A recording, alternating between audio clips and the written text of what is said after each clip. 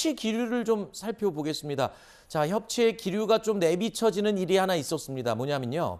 자, 오늘부터 문재인 전 대통령 사저에 대한 경호가 강화됩니다.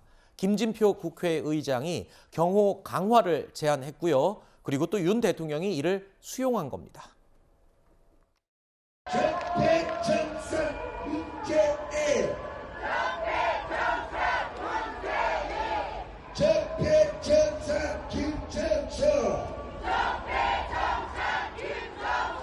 소음 피해뿐만 아니라 잘못하면 사고로 이어질 수 있어서 이걸 좀 넓히는 거를 경호처장이 현장 가서 좀 얘기했으면 좋겠다고 말씀을 드렸는데 대통령께서 바로 경호처장을 현지에 파견을 해서 조사를 하고 발표가 된 거로 알고 있습니다. 그런 점에서 감사하게 생각을 하고요. 윤석열 대통령이요. 지난 6월까지만 해도 시위는 법에 따른 정당한 권리라면서 이 강경한 입장을 보인 바가 있습니다. 그런데 이번에 자, 김진표 의장이 제안한 걸 흔쾌히 지금 받아들였다는 거잖아요. 협치의 시그널을 보내고 계시는 것 같습니다. 네. 참 긍정적으로 평가할 수밖에 없는 부분이고 민주당에서도 논평이 윤석열 대통령께 감사드린다라고 나왔습니다.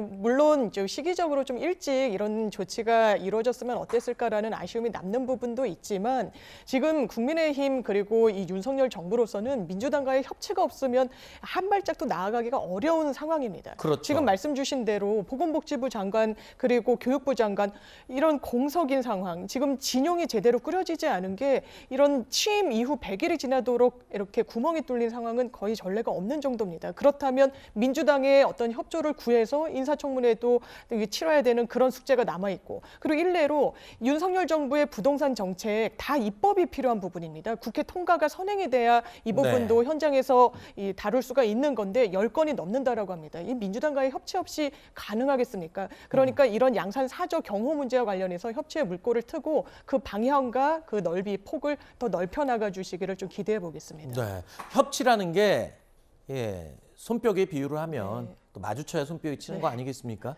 윤 대통령이 저렇게 먼저 협치의 신호를 보냈으면 이제 야당 쪽에서도 뭔가 좀 좋은 신호를 보내주면서 글쎄요 이제 좀 풀려나가게 되지 않을까 기대를 하게 되는데 지금 대통령실에서는 그동안 이 낮은 지지율 때문에 고민이 많았었죠. 오늘 발표된 여론조사 결과가 있어서 저희가 준비를 해봤습니다. 윤 대통령의 국정수행 지지율 2주 연속으로 작지만 오름세를 지금 보이고 있습니다. 본격적인 지지율 회복세 여부는 좀 더 지켜봐야겠습니다. 하지만 이 저점을 확인했다는 분석이 나오기도 하고 있고요. 자, 저점을 찍었을 저 시점 여당 내부에서도 제가 여쭤보니까 아유, 차라리 빨리 매를 맞는 게 낫다 이렇게 얘기하는 분도 계시더라고요. 물론 그렇습니다만 그러니까 아직 저희가 안심하거나 이 정도면 됐다라고 하기에는 갈 길이 멉니다. 그럼에도 불구하고 말씀하신 것처럼 어떤 1차적인 바닥을 다지는 시기였다라고 볼 수는 있을 것 같고요. 특히 이제 윤석열 대통령께서 국민들의 눈높이에 100% 맞을지 모르겠습니다만은 가장 문제라고 제기됐던 정책과 홍보에 있어서 인적 쇄신도 단행하시고 또 최근에는 국민들께서 그렇게 심각하게 눈살을 찌푸릴 만한 일들이 이렇게 있지는 않았습니다. 그러다 보니까 조금 반등이 있는 것 같고요. 또 한 가지 요인을 하나 짚어보자면은 아무래도 이준석 대표가 윤석열 대통령과 각을 강하게 세우고 있지 않습니까?